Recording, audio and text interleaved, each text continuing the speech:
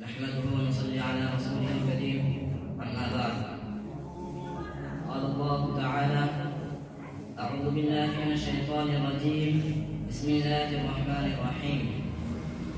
لا تقتلوا النفس التي حرم الله إلا بالحق. صدق الله العلي العظيم.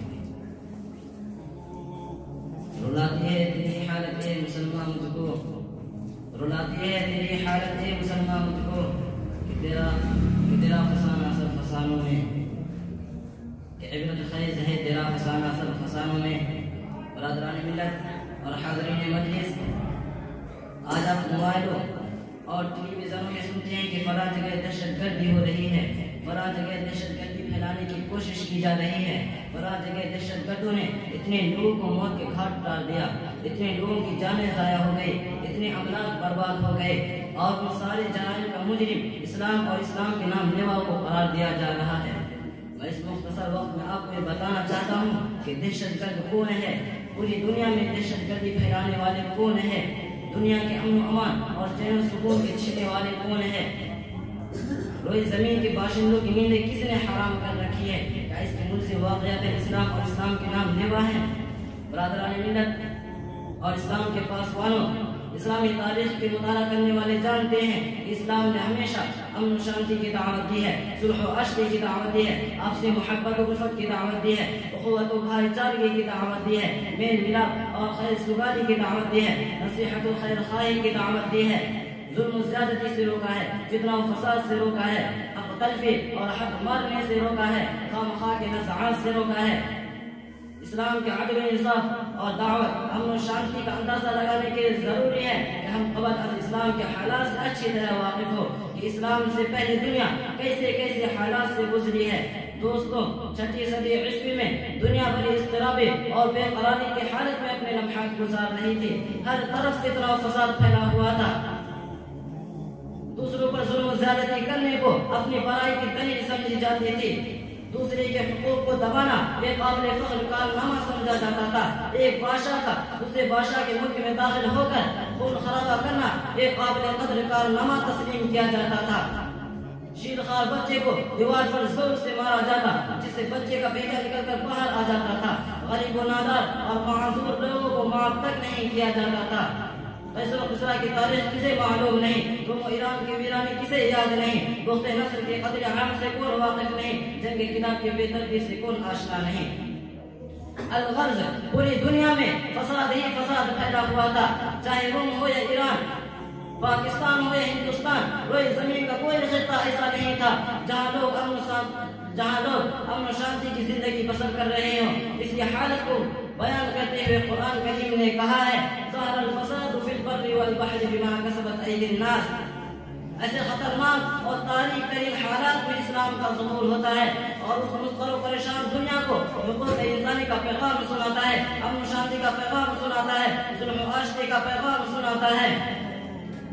اسلام کہتا ہے صلح جنگ سے بہتر ہے، چاہے جھک کر ہو۔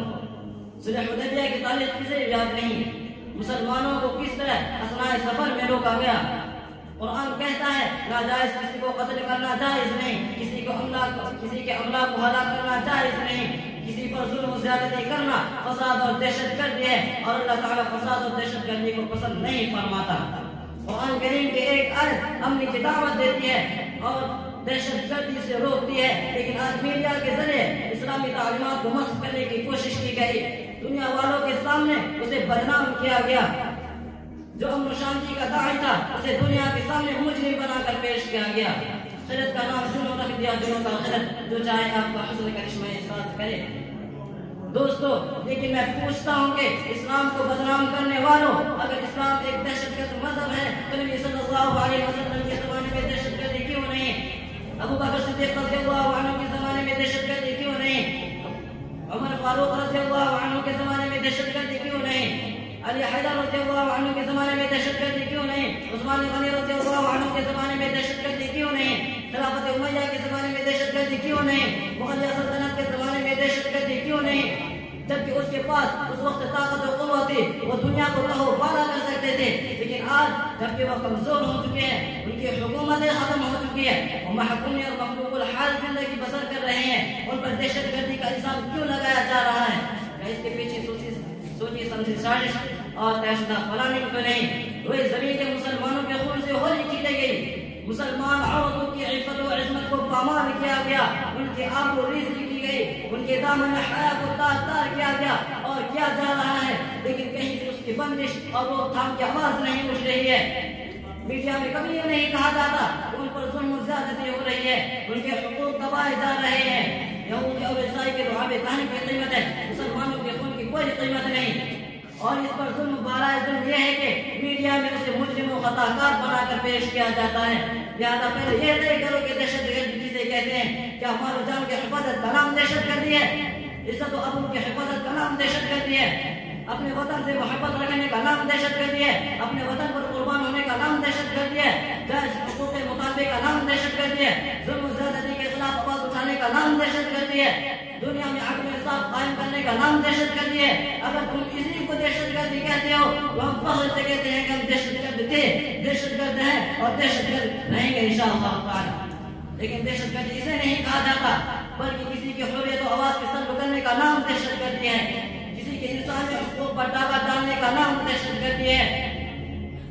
اسلام پر دہشت گردی کا بہتان لگانے والوں، اب بتاؤ کہ بوسنیا میں دہشت گردی کس نے پھیلائی، بلقان میں دہشت گردی کس نے پھیلائی، سوڈان میں دہشت گردی کس نے پھیلائی، ابھی حال ہی میں افغانستان میں دہشت گردی کس نے پھیلائی، گجرات میں دہشت گردی کس نے پھیلائی، فلسطین میں دہشت گردی کس نے پھیلائی، سرزمین فلسطین کا چپا چپا کوشا کوشا مسلمانوں کے خون سے رنگین ہو چکا ہے، لاکھوں عورتوں کی عفت و عصمت پامال ہو چکی ہے، کروڑوں بچے یتیم ہو چکے ہیں، کتنے گھر ویران ہو چکے ہیں۔ دوستو، میں مدرندے یہودیوں سے پوچھنا چاہتا ہوں، ان نام نہاد امن قائم کرنے والوں، اگر تم واقعتاً امن قائم کرنا چاہتے ہو تو خود دہشت گردی کرنا چھوڑ دو، دوسروں کی ذلت و ابرو ریزی کرنا چھوڑ دو، دنیا میں امن قائم ہو جائے گا، دنیا سے دہشت گردی ختم ہو جائے گی، لوگ امن و شانتی کی زندگی بسر کریں گے۔ یہی دہشت گردی کے خاتمے کے اصل علاج ہے۔ اللہ تعالی ہم سب کو اور تمام مسلمانوں کو دہشت گردی سے بچنے کی توفیق عطا فرمائے۔